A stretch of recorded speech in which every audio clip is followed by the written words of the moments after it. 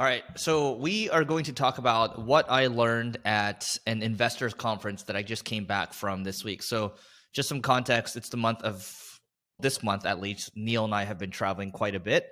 And so we wanted to share some learnings from Neil's travels and my travels. This will be the first of multiple episodes, even though it's not even planned out here yet. Overview of this conference. This conference is called Capital Camp, and about 300 to 400 capital allocators. So you can call these investors or business owners, whatever you want to call them. They descend on this little town called Columbia, Missouri, which is where Mizzou is, which is one of the colleges.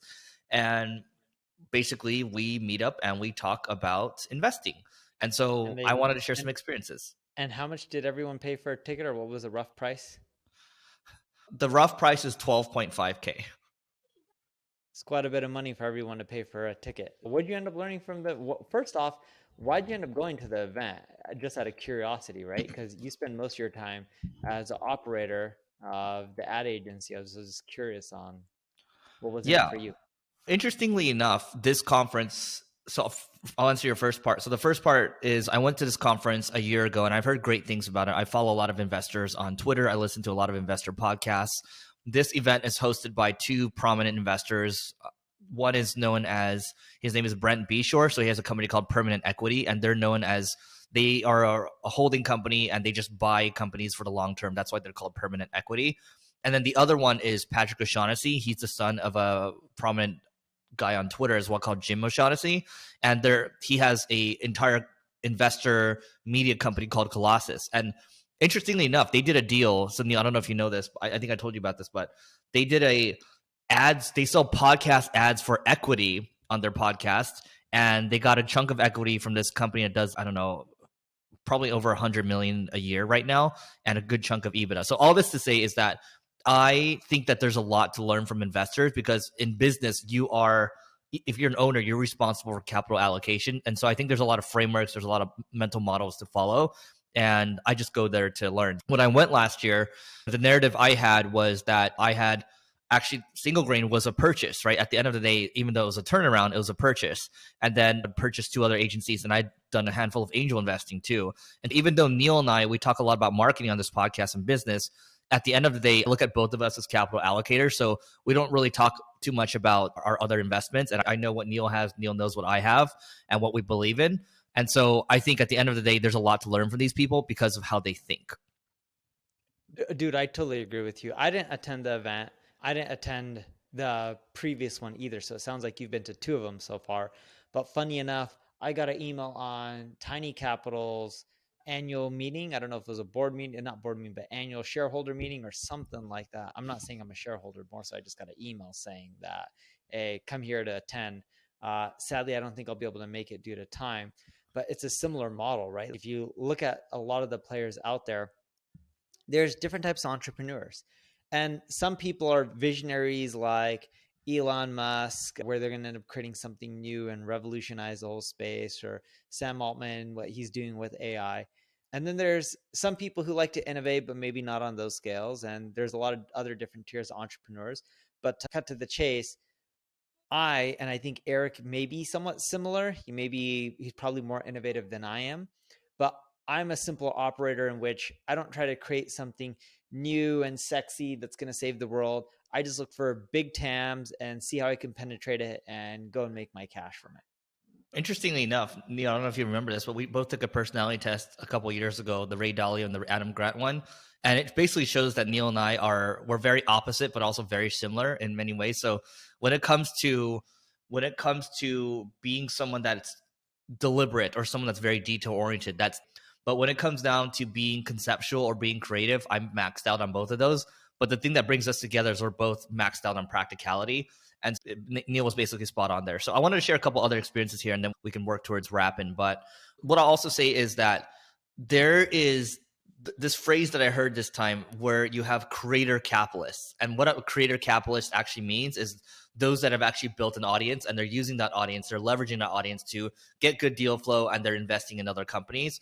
And there's a guy, his name is Kevin, and he has a company called Epic Gardening, and it's like a gardening, like a bunch of media properties around gardening, and he does really well for himself, right? And Eric Jorgensen, he wrote the Almanac of Naval Ravikant. He actually spoke at one of the Leveling Up Masterminds.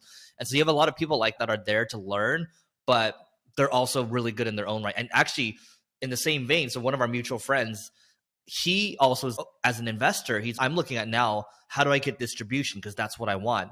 And you have the investors trying to learn how to build an audience, and you have the audience people trying to learn how to be investors, and it's a symbiotic thing. The other thing I'll say too is that at the end of the day, I wrote this Twitter thread kind of recapping things, but it doesn't matter how good the food is, the speakers are, how good the venue is, the location, the weather. It's really just about the people at the end of the day. And so every single person I met does something impressive. And I don't think I had any situation where I was like, oh, this conversation is like, this person is not humble, or I don't feel like this person is intelligent, right? Everyone's really smart. Everyone's really humble. And then everyone just wants to help each other. And for example, our mutual friend, he gave me his term sheets. Actually, he sent me his term sheets this morning on how he does these deals. And we both talked about how creative this guy is.